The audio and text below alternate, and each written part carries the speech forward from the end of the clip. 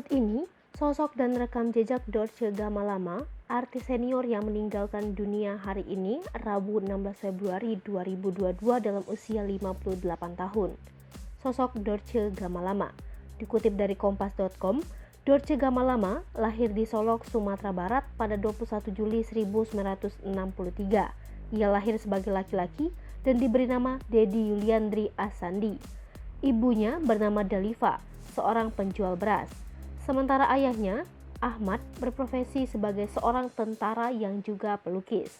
Sayangnya, Dorce menjadi yatim piatu saat berusia 1 tahun karena ayah dan ibunya meninggal dunia. Dorce kecil kemudian diasuh oleh neneknya. Pada usia 5 tahun, ia pindah ke Jakarta karena tinggal bersama bibinya. Bakat seni Dorce mulai terlihat saat masih kecil.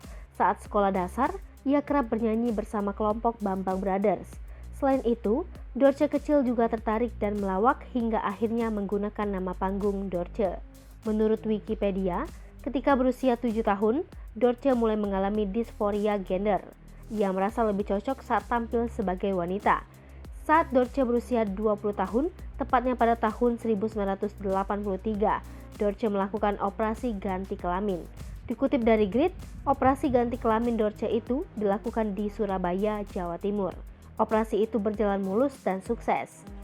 Multi talenta dari presenter hingga penyanyi. Mengutip kompas.com, Dorce Gamalama dikenal luas sebagai presenter. Namun, ia juga merupakan seorang penyanyi. Ia pernah meluncurkan single berjudul Cintaku Kendur di Jalan, meski lagunya dikatakan kurang laku di pasaran. Dorce juga fasih bernyanyi dalam berbagai irama seperti jazz, rock, dangdut. Ia pun bisa membawakan lagu dalam berbagai bahasa. Sementara di layar kaca, Dorce semakin dikenal publik setelah ia memandu acara bertajuk Dorce Show di Trans TV yang tayang sejak Januari 2005. Berkat gayanya dalam membawakan gelar wicara tersebut, Dorce kerap disebut sebagai Oprah Winfrey-nya Indonesia. Namun, Dorce Show dihentikan penayangannya pada April 2009 dan digantikan dengan The Show. 2 tahun sebelum Dorce Show, ia pernah menjadi presenter acara Kencan di Indosiar bersama Eko Patrio dari 2002 hingga 2005. Berbagai prestasi telah diraih oleh Dorce, seperti keberhasilannya masuk dalam daftar presenter papan atas Indonesia.